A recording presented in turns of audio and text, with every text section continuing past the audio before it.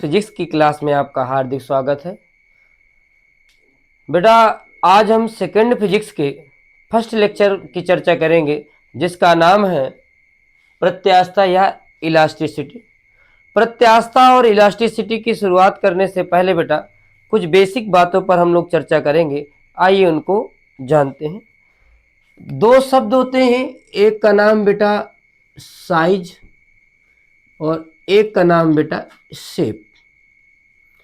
जिनको यदि हिंदी की बात कहें, साइज का मतलब होता है बेटा आकार और शेप का मतलब होता है आकृति। हमने आपके सामने दो एग्जाम्पल लिए। एग्जाम्पल में हमने क्या लिया बेटा, ये क्या है, आपने कहा वृत्त है, और ये क्या है, ये हमने कहा त्रिभुज। दोनों की आकृतियां अलग अलग है और दोनों का लगभग लगभग कह सकते हैं आकार क्या है बेटा, सेम है। बगल में हमने क्या किया, एक वृत्त ये है और एक वृत्त ये है। इन दोनों की चर्चा करें तो दोनों की आकृति एक जैसी है, लेकिन दोनों का आकार क्या है बेटा, अलग अलग। आकार और आकृति को आप समझ पा रहे होंगे। आइए शुरुआत करते हैं इस चैप्टर की। बेटा, इस चैप्टर में सबसे पहले हमें सीखना होगा कि अपरूपक या विरूपक बल क्या है। अपरूपक या विरूपक, सबसे पहली हेडिंग है अपरूपक या विरूपक बल। मेरे हाथ में बेटा ये हेयर बैंड है जो बालों में बांधी जाती है। हमने कहा ये मैंने अपने हाथों से इस पर बल लगाकर इसको क्या करने का प्रयास किया बेटा, खींचने का प्रयास किया है। खींचने के बाद इसने अपने आकार को और अपनी आकृति को क्या किया बेटा, बदल दिया है। तो हमने कहा अपरूपक या विरूपक बल क्या है, वह बाह्य बल। कौन सा बल बेटा, वह बाह्य बल जो वस्तु की आकृति या वस्तु के आकार या दोनों को परिवर्तित करता है, अपरूपक या विरूपक बल कहलाता है। अब जैसे ही हमने इसके बाह्य बल लगाकर इसके आकार में परिवर्तित किया, हमने कहा हम बाह्य बल हटाना चाहते हैं तो वस्तु अपने पुनः प्रारंभिक आकार में आ रही है। तो हमने कहा बेटा इसको प्रारंभिक आकार में लाने का प्रयास कौन करता है, किसकी वजह से वस्तु अपने प्रारंभिक आकार को प्राप्त कर लेती है। तो इसके पीछे कारण होता है बेटा अंतराणविक बल। कौन सा बल बेटा, अंतराणविक बल। तो परिभाषा दूसरी हेडिंग क्या होगी बेटा, अंतराणविक बल या प्रत्यानयन बल। परिभाषा क्या हुई, हमने कहा जैसे ही हमें क्या हटाएंगे, बाह्य बल। बाह्य बल हटाने के बाद वस्तु को पुनः प्रारंभिक अवस्था में लाने वाले बल को, बाह्य बल हटाने के बाद वस्तु को पुनः प्रारंभिक अवस्था में लाने वाले बल का नाम क्या है बेटा, अंतराणविक बल या प्रत्यानयन बल। इसको इंग्लिश में हम लोग रीस्टोरिंग फोर्स भी कहते हैं। क्या कहते हैं बेटा, रीस्टोरिंग फोर्स कहते हैं। सबसे पहली हेडिंग क्या थी, अपरूपक या विरूपक बल, जिसको इंग्लिश में क्या कहते हैं, डिफॉर्मिंग फोर्स। ये क्या होता है, वह बाह्य बल जो वस्तु की आकृति आकार या दोनों में परिवर्तन करता है, अपरूपक या विरूपक बल। दूसरा है अंतराणविक बल या प्रत्यानयन बल, वह आंतरिक बल जो वस्तु को पुनः प्रारंभिक अवस्था में लाने का प्रयास करता है, प्रत्यानयन बल कहलाता है। क्योंकि मेरे पास दो वस्तु है बेटा, एक वस्तु ये है जिसको मैंने खींचा था, वस्तु पुनः आकार में आ गई थी। दूसरा हम बेटा और एक और दूसरी चीज ले पा रहे हैं। हमने कहा हमने एक चीज लिया है, मान लीजिए ये है मेरे पास। हमने कहा इन दोनों को, एक बार इसको खींचा था, इस पर भी मैंने बाह्य बल लगाया, और बाह्य बल जैसे ही लगाया, और बाह्य बल लगाने के बाद मैंने इसका बाह्य बल हटा दिया और हमने देखा वस्तु अपने पुनः प्रारंभिक पहले वाले आकार को प्राप्त नहीं कर पा रही है। तो हमने कहा बेटा ये ऐसी वस्तुओं को क्या कहेंगे, और हमने इसको वस्तु में बाह्य बल लगाया और बाह्य बल छोड़ दिया तो वस्तु पुनः पहले वाले आकार को प्राप्त कर रही थी, ऐसी वस्तुओं को क्या कहती है। तो हमने कहा बेटा सबसे पहले क्या होती है, एडिंग है प्रत्यास्थता। वस्तु का वह गुण, वस्तु का वह गुण जिसमें बाह्य बल हटाने के बाद, वस्तु का वह गुण जिसमें बाह्य बल हटाने के बाद वस्तु अपने प्रारंभिक आकार को प्राप्त कर लेती है, ऐसी वस्तुओं को प्रत्यास्थता कहते हैं। क्या कहते हैं बेटा, प्रत्यास्थता कहते हैं। संसार में किसी भी वस्तु को स्टार बनाएंगे, हमने कहा स्टार पॉइंट क्या होगा, संसार में अभी तक कोई भी वस्तु पूर्णतः प्रत्यास्थ नहीं होती। लेकिन बेटा क्वार्ट्ज, क्वार्ट्ज जिसको सिलिका का ऑक्साइड भी कहते हैं, तथा फास्फर ब्रांज की पत्ती, फास्फर ब्रांज की पत्ती, फास्फर ब्रांच की पत्ती को हम लोग बेटा सबसे ज्यादा प्रत्यास्थ वस्तुएं मान सकते हैं। ठीक बेटा, इसको स्क्रीनशॉट लेना, स्क्रीनशॉट ले ले, फिर आगे हम लोग चर्चा करें। आगे चर्चा करेंगे बेटा कि प्रत्यास्थता की, हम लोग प्रत्यास्थता पढ़ चुके हैं। प्रत्यास्थता वस्तु का वह गुण है जिसके कारण वस्तु अपने पुनः प्रारंभिक आकार को प्राप्त कर लेती है। आगे हेडिंग होगी बेटा प्रत्यास्थ वस्तुएं। ऐसी वस्तुएं जिनमें प्रत्यास्थता का गुण पाया जाता है उन्हें क्या कहते हैं बेटा? प्रत्यास्थ वस्तुएं कहते हैं। प्रत्यास्थ वस्तुओं में हमने एग्जाम्पल अभी भी बताए, क्वार्ट्स और फास्फर ब्रांच की पत्ती को दो एक ऐसे एग्जाम्पल माने जाते हैं जिनमें प्रत्यास्थता का गुण सबसे ज्यादा पाया जाता है। आइए बेटा आगे चर्चा हम लोग करेंगे। प्रत्यास्थ वस्तुएं के बाद हमें प्लास्टिक वस्तुएं देखना है। कौन सी वस्तु बेटा? प्लास्टिक वस्तुएं। प्लास्टिक वस्तुएं क्या है बेटा? ऐसी वस्तुएं जिनमें बाह्य बल हटाने के बाद वस्तु अपने पुनः प्रारंभिक आकार को प्राप्त नहीं कर पाती है, उसे क्या कहते हैं बेटा? उसे हम लोग कहते हैं प्लास्टिक वस्तुएं। क्या कहते हैं बेटा? प्लास्टिक वस्तुएं। तथा ऐसी वस्तुओं में ये जो गुण पाया जाता है, इसी गुण को बेटा कहते हैं हम लोग प्लास्टिकता या सुघट्टता। क्या कहते हैं बेटा? प्लास्टिकता या सुघट्टता। तो अगली हेडिंग इसी में हम लोग समझना होगा। तीसरी क्या होगी बेटा? सुघट्टता क्या है? सुघट्टता या प्लास्टिकता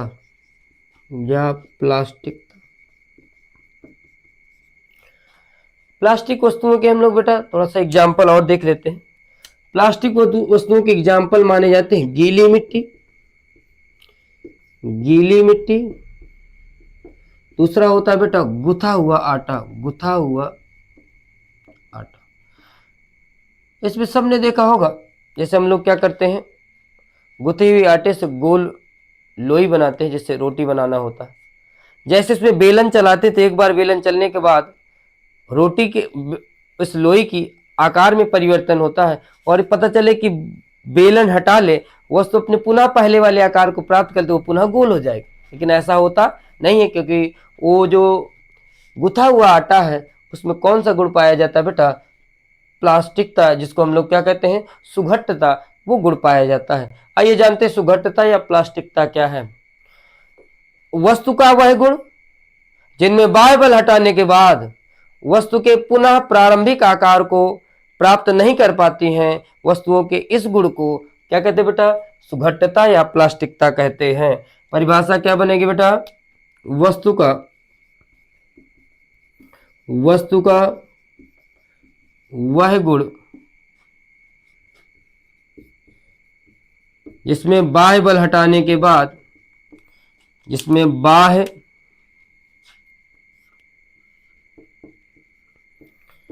बाह्य बल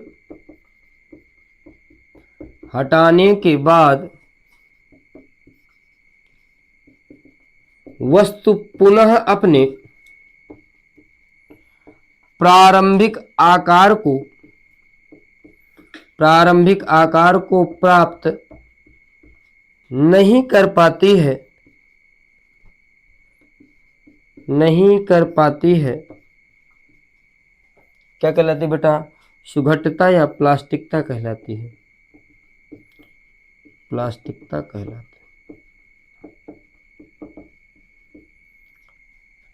ठीक बेटा, चलिए आगे चर्चा हम लोग इसमें करेंगे बेटा। अब हमें पढ़ना है प्रतिबल क्या है, विकृति क्या है। आइए शुरुआत करते हैं प्रतिबल।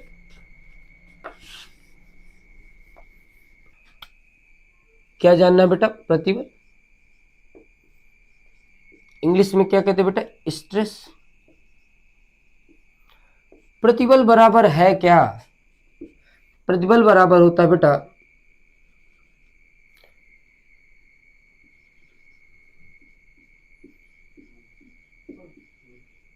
आंतरिक प्रतिक्रिया बल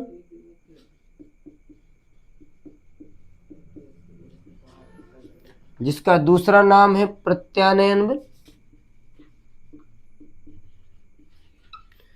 बटे में क्या होता है बेटा? क्षेत्रफल।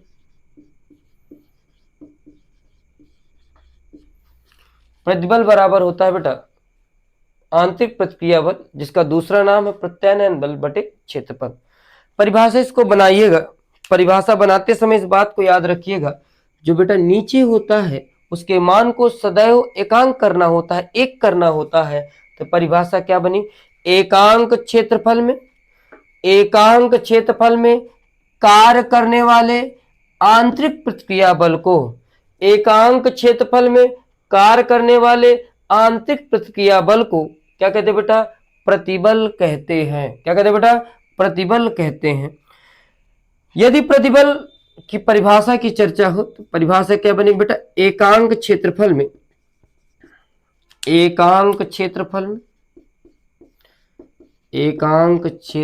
में कार्य करने वाले अंतराण्विक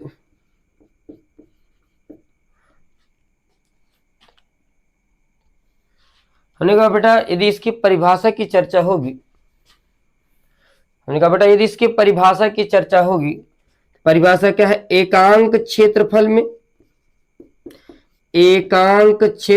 में कार्य करने वाले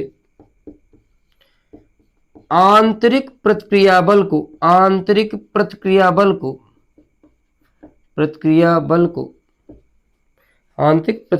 को क्या कहते हैं बेटा, प्रतिबल कहते हैं।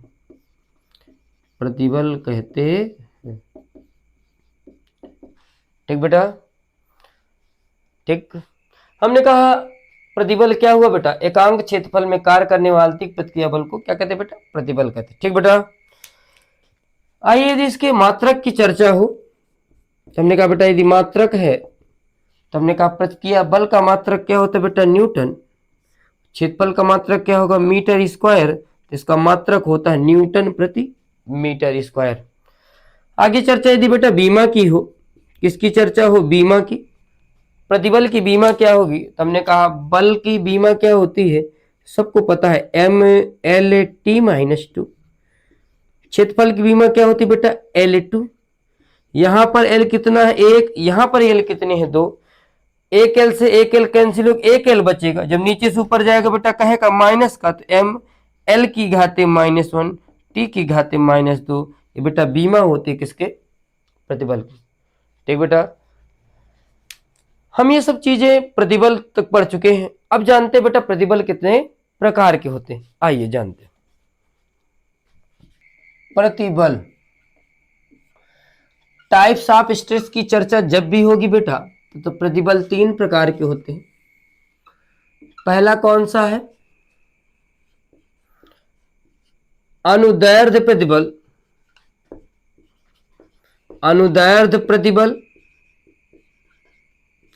इसी का दूसरा नाम है बेटा रेखीय प्रतिबल।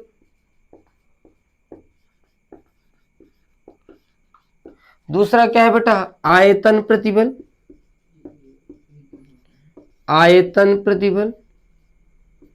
और तीसरे प्रतिबल का नाम बेटा अपरूपण प्रतिबल। इसी का दूसरा नाम बेटा कर्तन प्रतिबल। ठीक, चलिए आइए जानने का, जो हमने पीछे परिभाषा पढ़ी थी उन्हीं परिभाषाओं से यदि हम लोग इसको सीखेंगे तो तीनों परिभाषाओं को जानना हमारे लिए आसान हो जाएगा।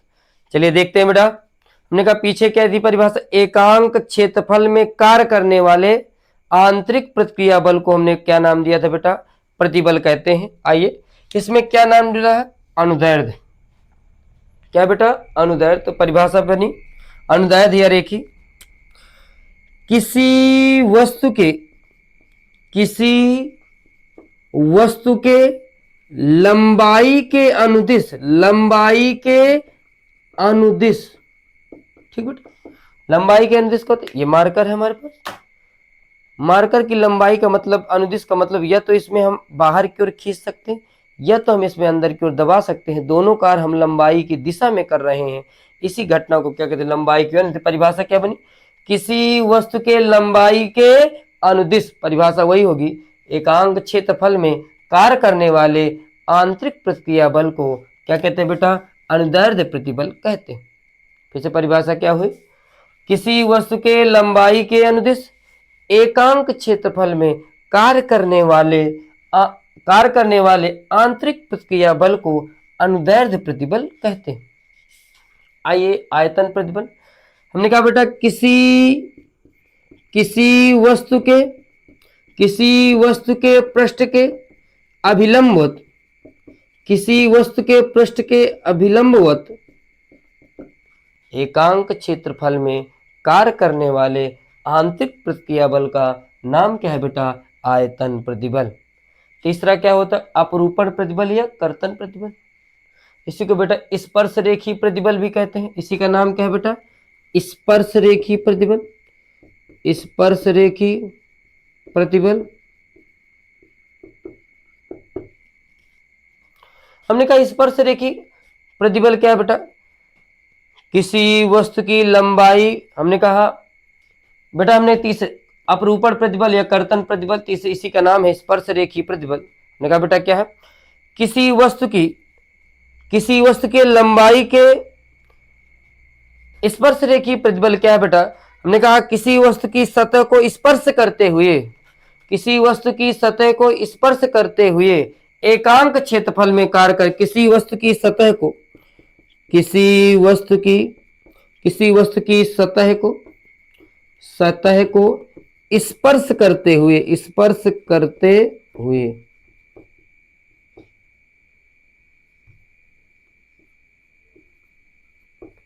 करते हुए एकांक क्षेत्रफल पे कार्य करने वाले आंतरिक प्रतिक्रिया बल को क्या कहते हैं बेटा, हम स्पर्शरेखी प्रतिबल कहते हैं। हमने कहा इसका एग्जाम्पल देख लीजिएगा, हमने कहा इसका एग्जाम्पल देखें। हमने कहा आपके सामने बुक है, बुक की एक सतह को हमने फिक्स किया है और बेटा हमने इसमें जैसे ही हाथ लगाया, हाथ लगाने के बाद ये इसकी स्पर्श करती हुई दिशा में जैसे मैं बल लगाऊंगा तो वस्तु कहाँ की ओर खिसक रही है, आगे की ओर। ये जो घटना घटित हो रही है, इसी घटना को हम लोग क्या कहते हैं बेटा, स्पर्शरेखी प्रतिबल। हमने कहा बेटा आगे चर्चा हम करेंगे विकृति क्या है। हमने कहा विकृति को पढ़ने से पहले हमने थोड़ा सा देखे। हमने कहा बेटा जब भी हमने कोई इसमें बाह्य बल जिसका नाम है अपरूपक या विरूपक बल, इसमें जब हमने बल लगाया तो इसके आकार में परिवर्तन हो रहा था। हमने कहा यदि किसी गेंद को पानी में डुबो दिया जाए तो उसके आयतन में परिवर्तन हो, और अभी हमने आकृति में परिवर्तन किया था। ये जो सब परिवर्तन हो रहे हैं, हमने कहा किसी न किसी आकृति के सापेक्ष, पहले आकृति कुछ थी, बाद में आकृति कुछ ही, तो हमने जो तुलनात्मक अध्ययन कर पा रहे हैं, इसी को हम लोग क्या कहते हैं बेटा, विकृति। परिभाषा क्या है, एकांक, परिभाषा क्या होगी बेटा, किसी वस्तु के एकांक लंबाई, एकांक आयतन और एकांक आकृति में होने वाले परिवर्तन को क्या कहते हैं बेटा, विकृति कहते हैं।